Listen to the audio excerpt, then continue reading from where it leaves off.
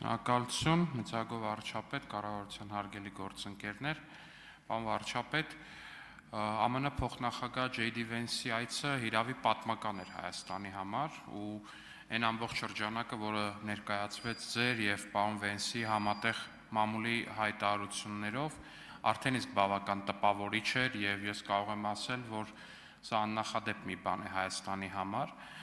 բայց ես կարծում եմ, որ մենք լրացուցիչ նաև լավ կլիներ, որ նաև մենք տեղեկություններ ստանայինք, նաև Հայաստանի քաղաքացիները տեղեկություններ ստանային հետագա ճանապարհային քարտեզի մասին ամերիկյան կողմի հետ մեր ռազմավարական գործընկերության խորացման որպես այդպիսին կամ ժամկետների մասով թրիփի ու ես կարծում եմ լրացուցիչ այս տեղեկությունը մեր քաղաքացիներին շատ է հետաքրքրում, որովհետև անդադ քաղաքացիներից ենք հարցեր ստանում Դուք միջև ասեմ խանութում մարդիկ հանդիպում են, ասում են հիմա երբ ենք սկսում վերջապես ու այսպես շարունակ, այսինքն այս հարցը մարդկանց ամենահետաքրքրող հարցն է այս պայդրությամբ Հայաստանում ու դա անկասկած է։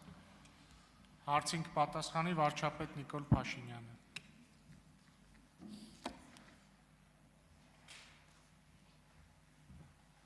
Շնորհակալ եմ պարոն Ալեքսանյան հարցի համար։ Թրիփի մասով հետևյալ ժամանակացույցով ենք առաջնորդվելու Առաջիկա օրերին մենք Միացյալ Նահանգների գործընկերներին կփոխանցենք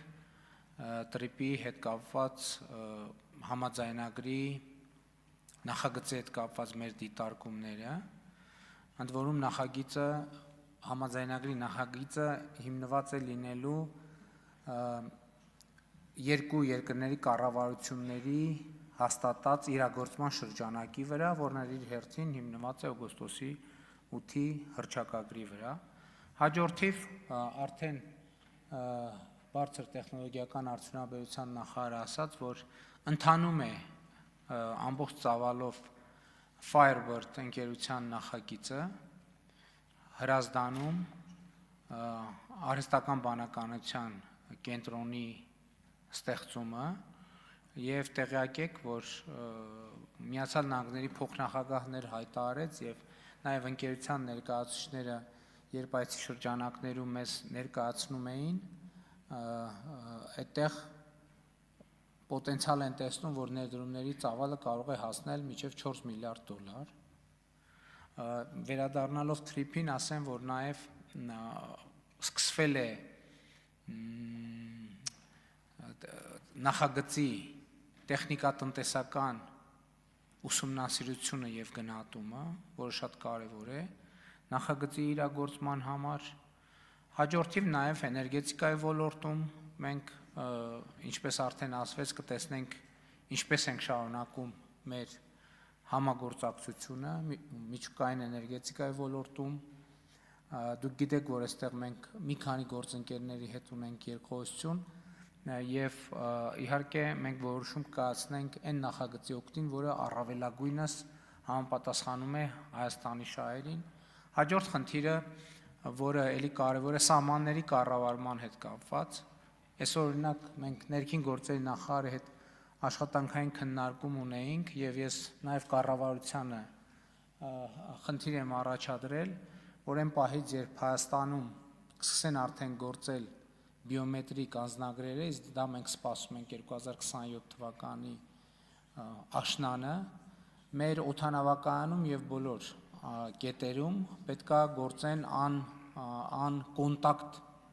անցման ուղիները, այսինքն բիոմետրիկ քաղաքացի ունեցող կենսաչափական անձնագիր ունեցող քաղաքացիները պետք է գնան ուղղակի իրենց կենսաչափական տվյալները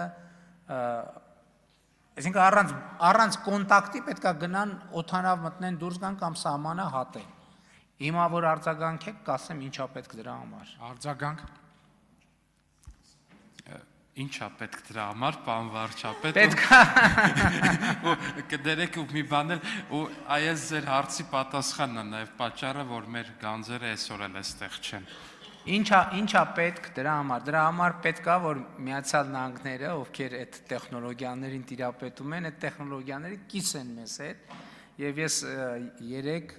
Միացյալ Նահանգների փոխնախագահի հետ քննարկել եմ այս թեման եւ մեր գործընկերներից ստացել եմ հավաստիացում, որ այդ տեխնոլոգիաները կկիսվեն Հայաստանի հետ։ Իհարկե նաեւ ես շնորհակալ եմ Միացյալ Նահանգների փոխնախագահային դրա համար, իհարկե դրանից առաջ էլ շնորհակալ եմ Միացյալ Նահանգների նախագահին, ում հետ օգոստոսի 8-ին մենք Վաշինգտոնում ստորագրեցինք մտադրությունների հուշագիր խաղաղության խաչմերուկ նախագծի կարողությունների զարգացման մասին, որտեղ սահմանների կառավարման աջակցությունը կառավարման հարցում ընդգծված էր եւ խոսքը այդ տեխնիկական միջոցների տրամադրման մասին է, դրանք պարզավոր ժամանակակից, գերժամանակակից ճշգրիտ միջոցներ են, թանկարժեք եւ մենք հույս ունեմ, որ տարվա վերջից արդեն կսկսենք դրանք ունենալ։ Շնորհակալ եմ։